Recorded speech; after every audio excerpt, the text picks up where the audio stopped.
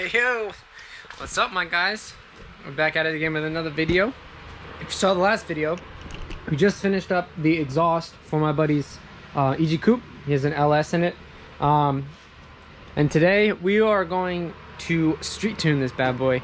But first, we have to install the wideband. The wideband that we are installing today is a PLX DM6 wideband. It has this cool feature called IntelliHealth, which basically it can monitor its own self-health. It can do checks and stuff to see how healthy the sensor is and display a percentage on how much life is left, basically. This is the same one I have in my CRX, and this is the one that's going to be going in this car. I really like it for that feature, and it works really well. So I'm going to show you guys how to install it and how to wire it into the ECU. This car is on S300. We're gonna dial in the fuel, get some timing in there, see how the car runs. But first, before we do that, we need to get this exhaust installed. So I'm gonna go ahead and do that. And then we're gonna install the wideband.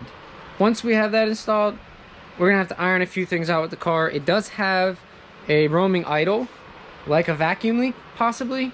It might be, the throttle body might need adjusted, but I'm thinking it might be a vacuum leak. So we're gonna test it. Actually, I didn't get starting fluid, so I have to run and go grab some, and then when we get back, I'll install the full exhaust, and then we'll get to installing this wideband. All right, guys. So this is the wideband. This is what we'll be installing. It's a PLX DM6 with IntelliHealth.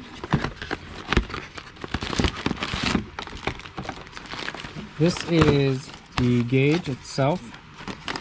Fits perfectly in a gauge pod. I have it in my car like that. This is touchscreen as well. There's 3 buttons. There's a forward, a back, and then a display button to change the display. You can see a voltage as well. You can see battery voltage here to see how much the sensor is getting as well. Obviously comes with instructions, and these connect multiple modules. So this PLX module, you can actually connect multiple modules in sync, in sequence with each other, and you can have boost, oil pressure, all that in sync and in line with each other. So this comes with the wideband. This is a Bosch 4.9. All the wiring, power, ground, and then the gray wire is the feed to the ECU, and this is the main module itself.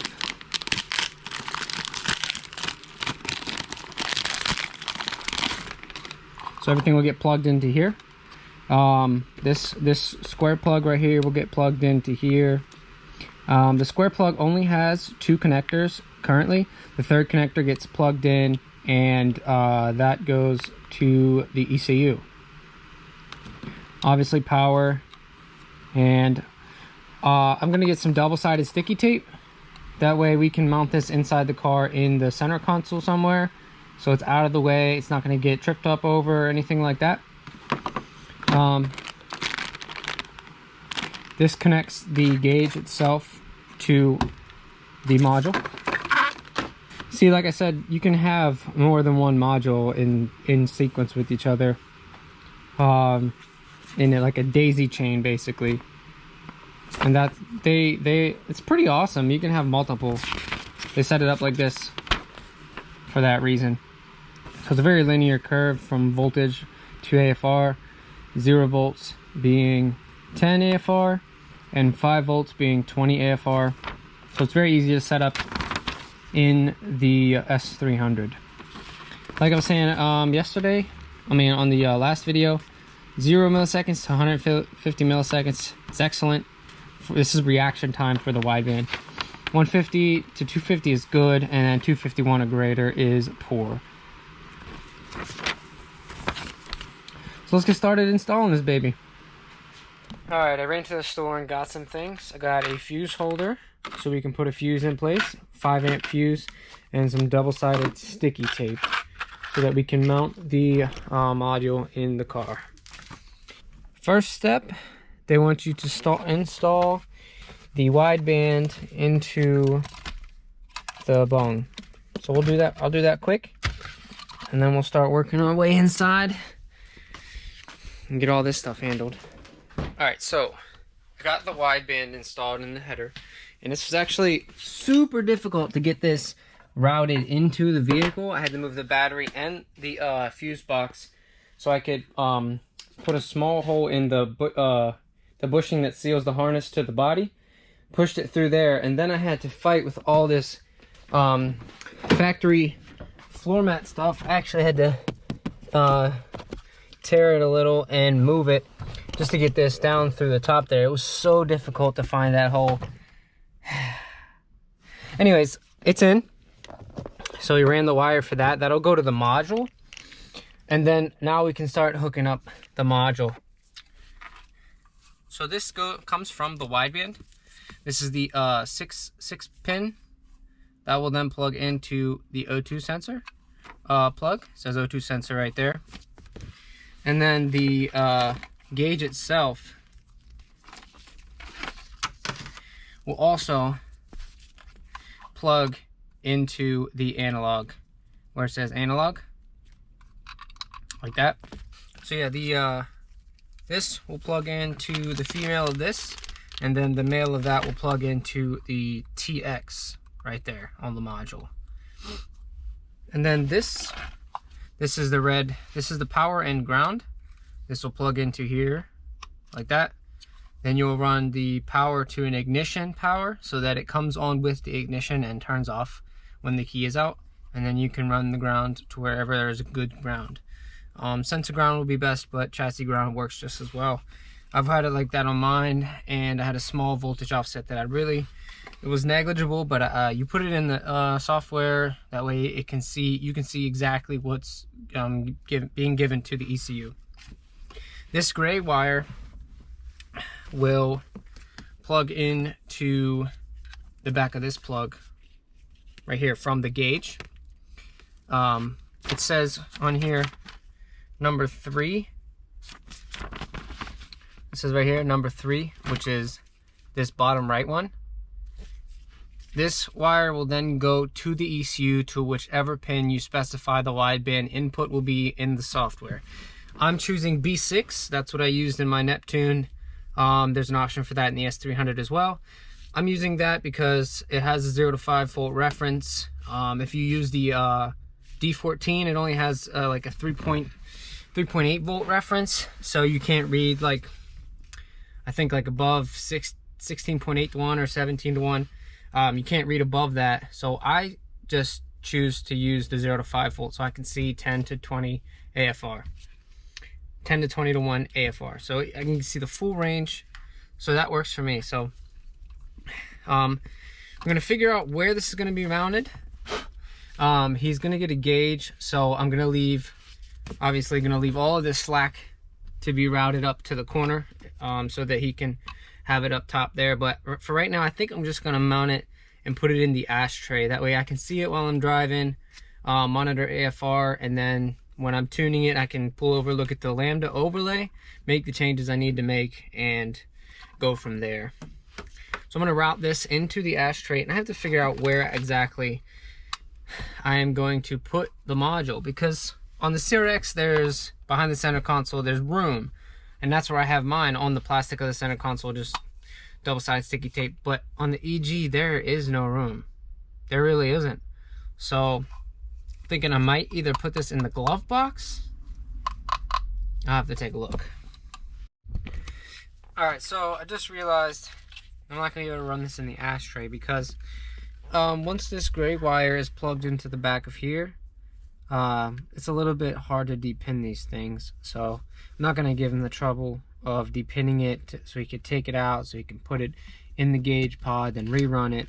I'm just going to leave it out. And I'm probably going to put the module in the glove box. That way I can just tuck everything into the glove box.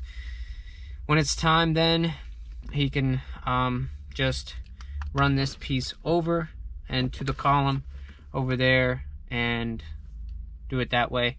Need be, he can depin it if he has to, but if he wants me to do it, I'll do it. That's no problem. So I'm just going to leave everything in the glove box, to be honest, for now. Run everything, tie it all up. That way it's easy for him whenever he puts the gauge pod in. It'd be so difficult to just run it through the ashtray and then have him have to depin it and stuff. I don't want him to worry about that, so I'll take care of that when the time comes. So I got this fuse holder, which I'm going to use to tap into the power side, so that there's a 5-amp fuse in line in case there's any spikes. It doesn't fry the sensor, the gauge, the module. So we were protected, because that's what we need, is protection. We want it to work perfect, you know, not have to worry about anything, to be honest. 5-amp fuse, boom. Actually, I'm going to take the fuse out until it's time to put it in. That way, when I plug this into, there's a fuse box panel underneath the driver's side dash. I'm gonna put a spade connector on it and find an ignition power source pin. Plug it right into that pin. This would be tucked up underneath the dash. And if the fuse is in, that makes this end live. I don't want it to ground on anything while we're just, you know, doing our thing. So I'll leave the fuse out until it's time to put the power on. Alright. This would be better soldered. I was going to use crimps, but I don't have ones that'll work well. So what I'm going to do is slip fit the heat shrink over, because it's still going to be heat shrinked. Gotta do something, right? And then I'm going to wrap the positive around this, slide the heat shrink over. Once it's like basically kind of tied and the heat shrink's on it, it won't go anywhere. Like that. Put that over like this. Basically just wrapped, and then I'll grab the lighter, get heat shrink it, and then we can hook the other side up to a spade connector and find the ignition power. I love heat shrink. It's so awesome. And it's satisfying to watch too, just watching it shrink down onto whatever you're using it on.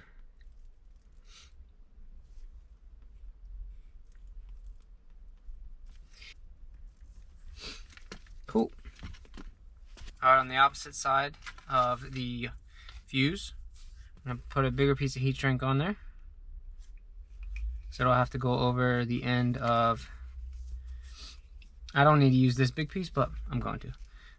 The end of the spade connector.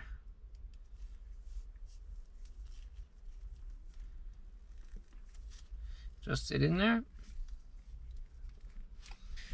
I don't have crimps, so I'm just using a pair of vice grips. As long as I can squeeze it down on there, it'll make good contact and not come off.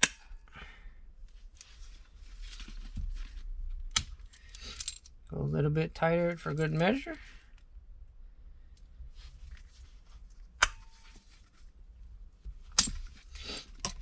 I don't think that's coming off.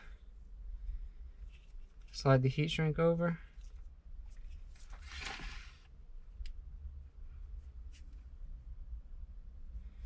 Like that. And then seal it.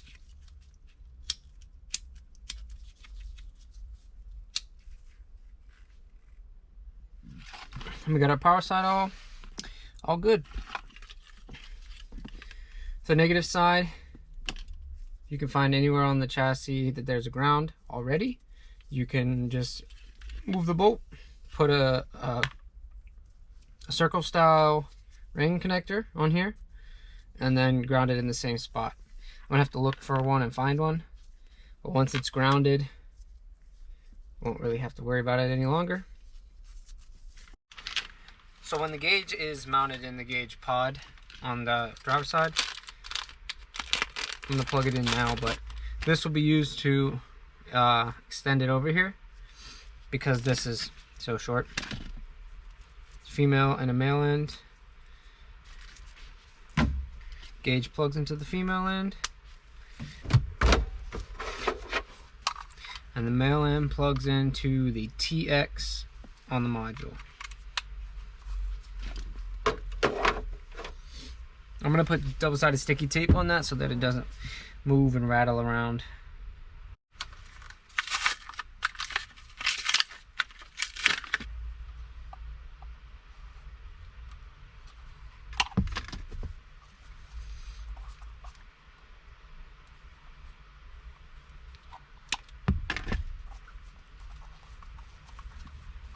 I'm not gonna put this stick it on until everything is plugged in and ran and good.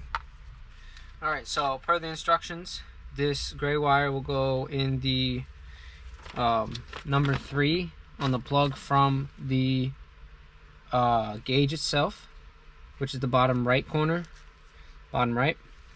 And this wire will be the one that goes to the ECU to give it the AFR signal. And it honestly just pushes right in. You want, if you can see it, I don't know, it's gonna be kind of hard to see, but the wire at the bottom part, you want it up, and it just pushes right in. You'll hear it make a click, and then it's in. And that will plug right into the back of the module.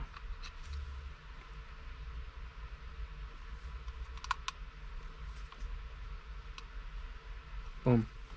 Now the only thing left to plug into the module is the power and the actual wideband or the wideband plug.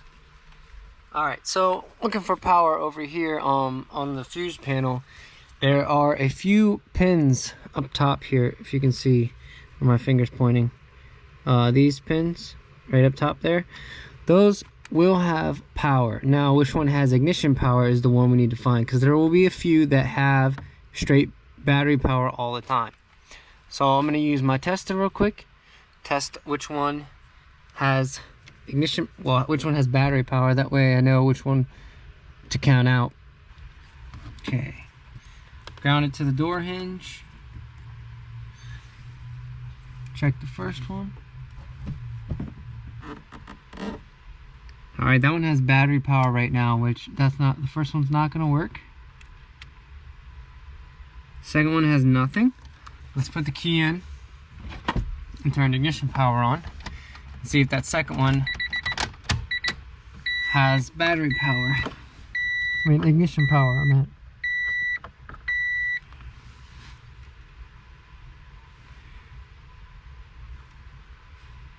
Nope, second one had nothing. Okay. The last one, the fifth one, has power now. Let me turn the key off and make sure that doesn't have battery power all the time. Alright, so it looks like that fifth one is going to be our guy. 12 volts with ignition on, no volts with it off. So, looks like that's the one. Alright, cool. I got this tucked up nice and neat underneath the dashboard. Shouldn't be in any feet way, so not gonna worry about it getting like pulled down or anything. So this is ready. Just have to put the ring terminal on this and ground it over here in the footwell where the ECU would be bolted to. The ECU has another screw at the bottom here that's going to be holding it in, so this should be okay. So I'm going to put the ring terminal on and ground it, and then we can plug it all in. And I do have to, they give you with this kit, they give you extra pins so that you can terminate the other end of the wire and then feed that to the ECU. And so I'm gonna do that real quick.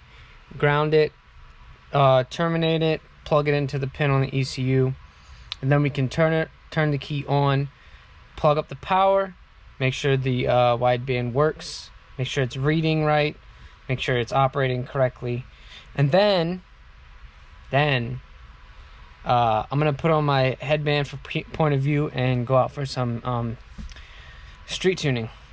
Get this thing a little bit ironed out. We're almost finished.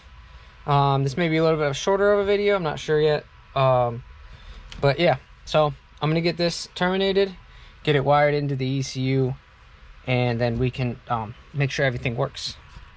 Alright, I got everything done except for I terminated the pin. I just need to put it into the B connector, B6. So if you can see here, connector B is the 16 pin connector, which is this one here, and B6 is the third one in from the left on the bottom. It's an empty slot, so I can just plug it right in and we're golden.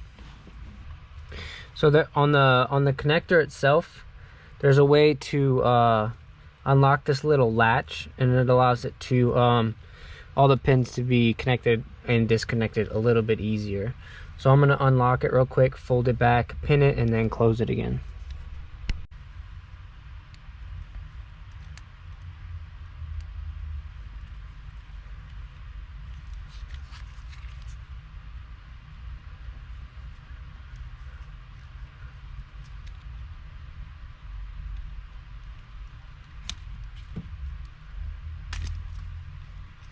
Like that. Number 6 is the third one in from the left. All we gotta do is push it right down inside. Make sure it's down all the way. I can see the pin. Just gonna make sure. Looks like it needs to go down a little further.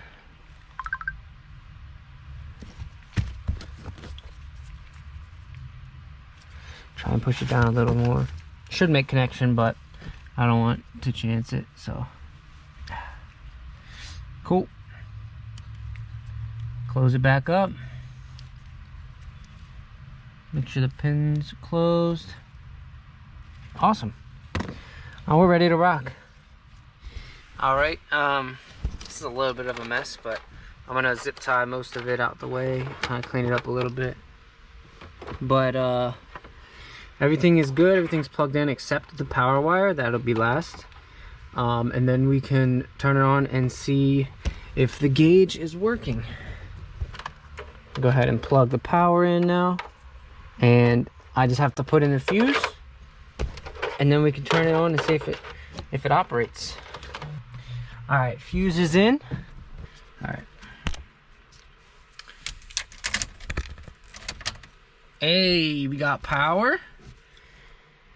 Let's see how it illuminates and operates. Now this has a warm-up timer, so it'll go from 14.5 down to 14.0, and then it'll read straight to whatever the AFR is. Lean. Cool. So that's reading great, and this looks amazing. It's reading air right now because there's no fuel or anything in the exhaust. You can see the gauge where it reads from, 10 to 20. You can see the volts that's being given to it, 11.8 volts. Wideband health, 100. The reaction time, you'll see reaction time when you're actually driving the car. It tells you to stab the gas a few times so it can read from rich to lean and how fast that takes, and that'll give you the reaction time. And then you can see it in a graph form as well by hitting the right button. So it's already set on gas, so this is great. This is working really well. Next thing, to take this thing out for a tune. Well, actually we have to check the see if there's a vacuum leak. So I'm gonna load a map onto the car, a base map that I just made. I'll show you guys that in a sec, and then we will give it a fire and see what the wideband is reading. All right, guys, I switched to my point of view camera. So I'm going to plug in the laptop, upload this base map onto the ECU. This is a base map that I made earlier today. Basically what I did was I did all my breakpoints. I reset them all. I reset all of my load points so that I can have better adjustment, basically, because where it says 21 inches of vacuum, usually that's going to be about where a stock Honda motor, stock car will idle, is 21 inches of vacuum. And that column was out here in column 3, between 3 and 4, and if it's idling out here, there's all this room that you're not using. So I repositioned my breakpoints for my load so that I can use more of the map. And I also changed my breakpoints for my RPM so that I can have more definitive points in the RPM to have more, like a smoother fuel curve. so you can see that everything is I hope you guys can see that everything is fairly smooth. Basically what I did is I tried to smooth out the top one as best I could of where I think it would need most fuel. So like it's gonna peak power at like probably 6400, so I put like most of the fuel there and then curved it back down. We'll see what it does once it's running, but I'm gonna get this base map on here real quick and see what she does with the first start. So I'm gonna make sure real quick that everything that I have set up is set up. So closed loop is turned off, but my wideband is B6, which that's how I wired it in the ECU. So my wideband should be showing up perfectly fine in the ECU. We'll obviously see that once we start it and we can see the input from the wideband. We'll see that here where it says AF ratio. So that'll tell us our air to fuel, and that will help us dial in the fueling for this motor. This S300 is amazing. It has flex fuel, and my ECU Neptune doesn't have that. That's literally the only thing it doesn't have. The only thing I could say that Neptune is better than S300 is it has ignition cut only, which gives you the pops and bangs, but that doesn't really matter. S300 has lean protection. It has all these protections in place that you can use. There's just so much more to the S300 than there is to the Neptune, and that's why I like Neptune, because it's a little bit simpler, but overall S300 is, I feel, the better route.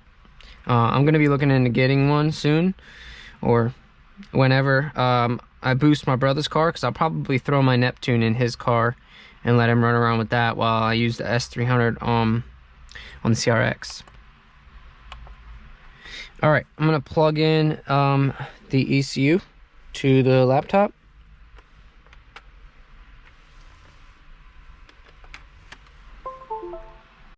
All right, I was having trouble with it connecting, but I didn't realize the key wasn't in the ignition on, whatever. All right, so I pulled up the map, update the changes. This is now on the ECU. All right, let's go live. And we can open up parameters real quick. I'm gonna read the TPS close voltage, and then I'm gonna press the throttle all the way. Read the open. Now we got our TPS range. Cool. I'm gonna move to the driver's seat and give it a start and see what she sounds like. All right, cool. I'm gonna go ahead and give it a start and see what she sounds like. See if she fires up.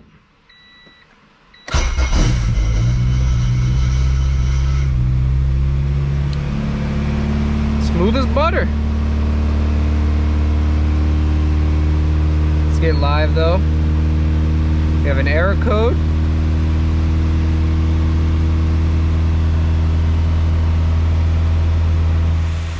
Idle air control valve. I'm thinking it might be unplugged. I'm gonna check that real quick.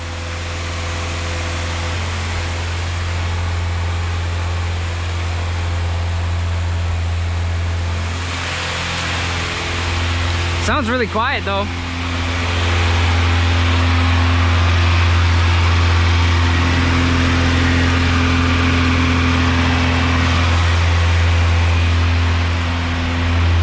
Yeah, it's unplugged.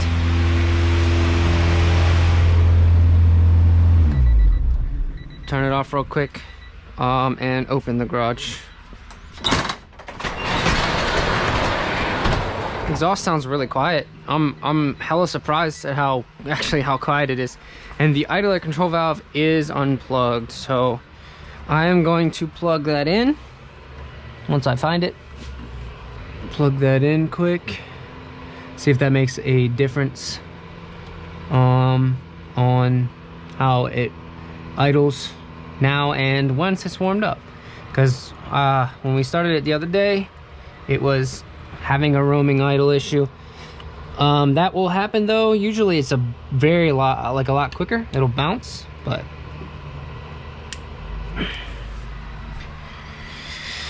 all right.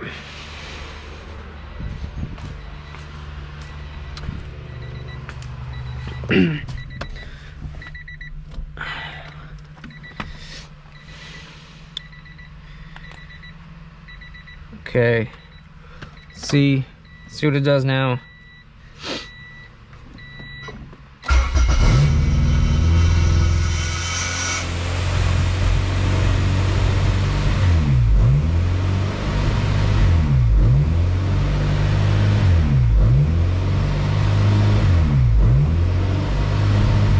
Huh.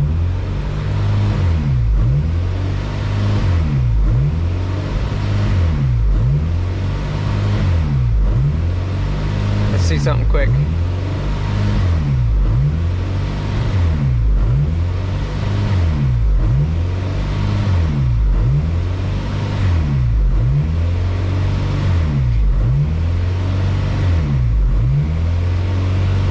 So I turned it way down and it definitely did something. Watch me turn it all the way up.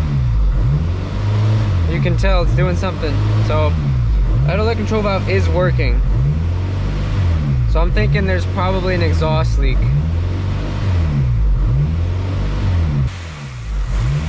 All right. I'm gonna take some starting fluid, see if I can find a vacuum leak right quick.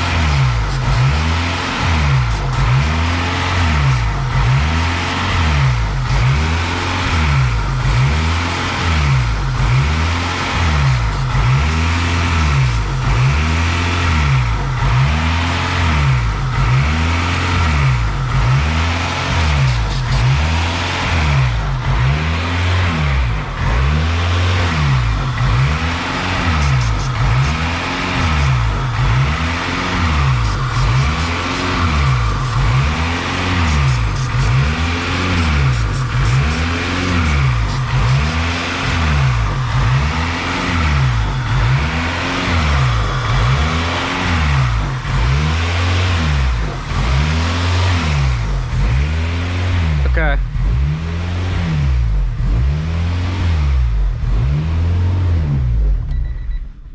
So, I don't think there's a vacuum leak. At least it didn't seem to find one whenever I sprayed it everywhere. I don't know if that's gonna do it. It might honestly be the fast idle air valve. If that's not turned all the way down in, because this still has one on it. If that's not turned all the way down in, it can cause this idle issue. So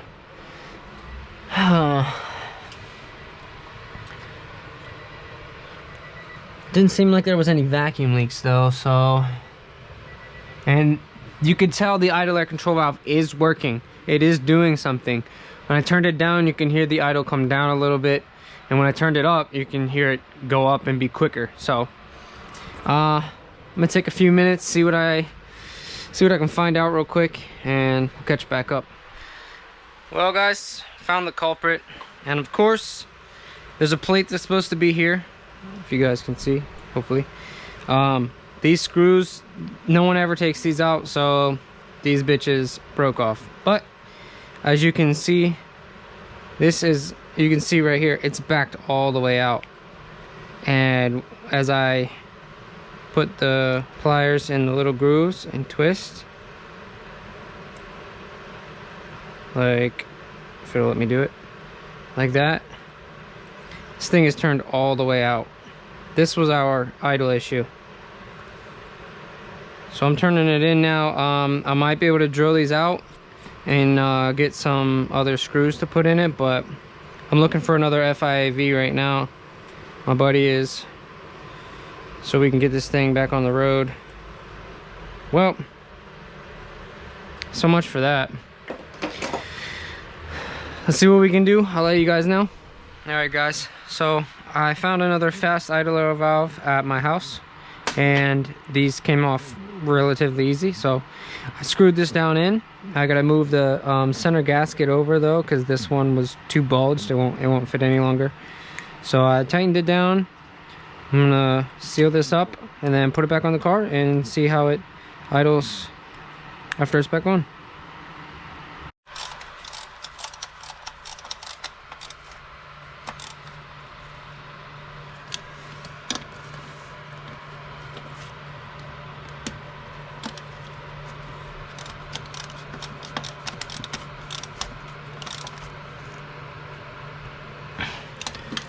Sweet. Gotta put this coolant line back on and we can start her up.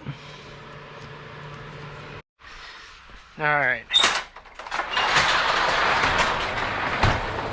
Let's give it another go and see what she has in store.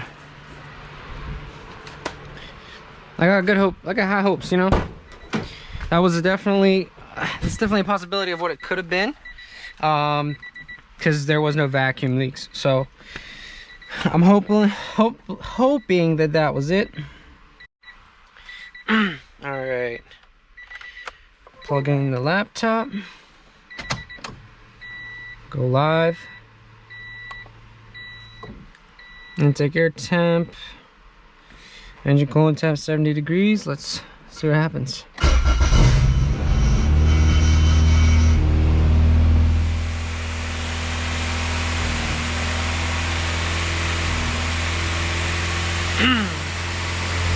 Still idling a little high.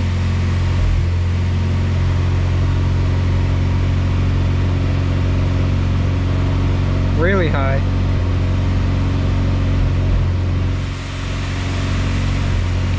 Once the coolant gets through the system again, I think it'll calm down.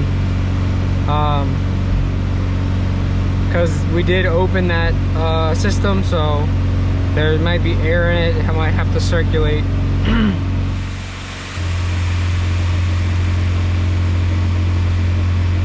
Nope. Maybe the throttle body needs adjusted still. I'm gonna check that quick. Okay, well, I am going to take this throttle body off because I think there's a leak at the gasket. This hole right here, this bottom one, if I block it off, it idles. So it's getting too much air from one of these holes. I have to see exactly where these passages go because I don't know off the top of my head. Ouch. So I'm gonna pull the throttle body off and hopefully we can get this thing sorted. Well, so the issue here is that this hole goes out into the front of the throttle body and it leads back into the opening of the throttle of the intake. So it's just sucking air past this section right here, and it shouldn't. I think it's just gonna need a throttle body, to be honest, because they won't have this provision. It'll have only the idle air control valve provision, which will allow it to adjust idle as it needs to. So it's just sucking in air here. So that's the vacuum leak. That's why when he plugs the hole, it idles. Like it idled a little bit better when I plugged the hole in front of the throttle body. So that's the issue. Plus these bolts were loose, so someone's not allowed to work on cars anymore. But he just pulled up though, so I'm gonna talk to him real quick and we'll get back to it. All right. If you guys didn't know, I'm an engineer. I just took a piece of tin and some RTV, if you guys can see that, and just covered that hole so this thing will idle. He is going to be grabbing a throttle body soon, so I have no worries. We'll just replace it. But for now, this should be able to work. The RTV is already setting, and yeah, should be good. So this is going to go back on, and then we'll be able to leave and go out for some tuning. All right. I got that piece over top. I don't think it's gonna move. Gonna give it a start. See how she sounds. Let me just make sure real quick. Got everything.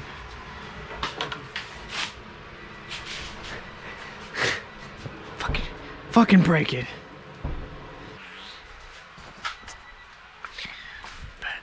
How does the shifter feel? Fucking solid, like feels like it's just metal. That's basically what it is. It's all belly bushings everywhere. Alright, see if this sounds any better. You want to keep an eye on the throttle body, see if it sucks at it or not. I don't think it will, but... Yeah. Very good.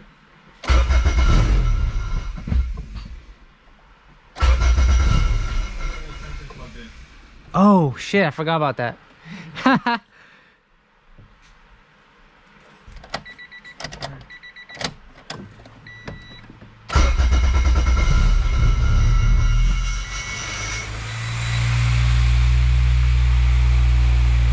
Well, look at that. For the water line.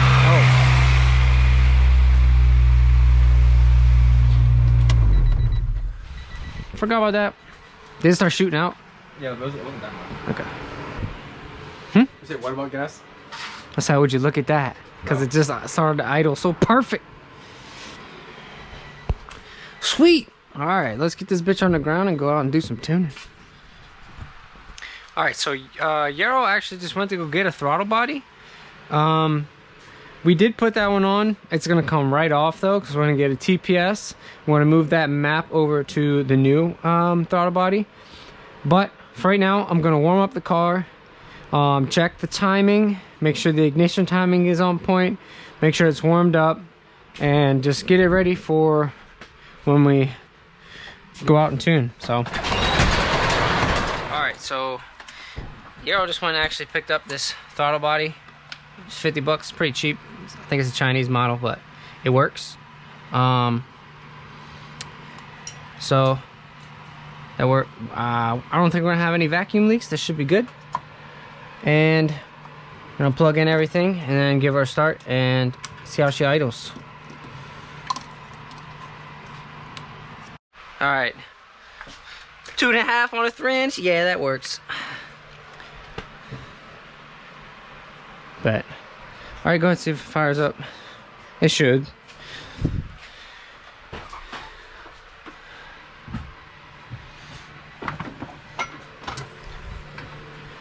It's probably gonna idle a little different because of the bigger throttle body.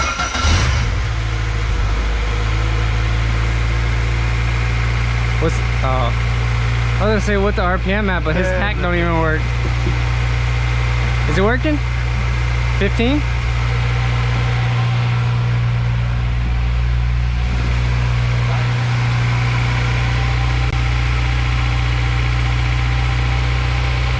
You gotta, the little thing that hangs down, you gotta twist that little piece, it'll unlock it, and then you lift it up. That sounds good. That sounds real good. You're gonna let it warm up, check timing, and then we'll be out tuning. All right, so we went to check the ignition timing, and I'm all the way retarded, and the I can't get it to line up. So I'm thinking the intake cam is advanced. So we're gonna take the valve cover off, verify real quick that cam timing is good, and then we'll get back to it. So crank is at top dead center right now, and the cams, both cams are advanced a tooth. So we're gonna undo the tensioner, pull the belt off, move the cams back 1 tooth each, slide the belt back on, and then tighten the tensioner back up. All right, so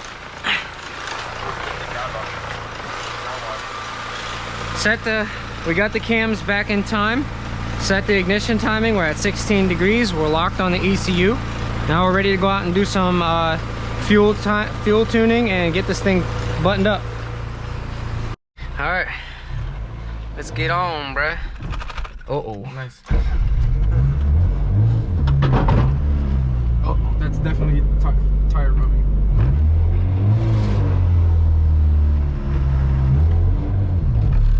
Don't worry, I'll edit this out.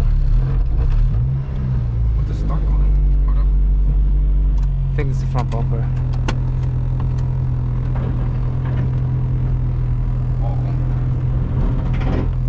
Oh. That's nice. What the fuck was I had that? the e-brake on, but Oh.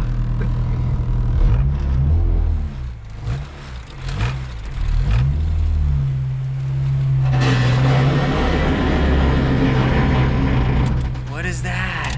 it's probably the rubbing. What? Is it because I'm in the car? Probably. I go to all of them. What's rubbing? I don't know.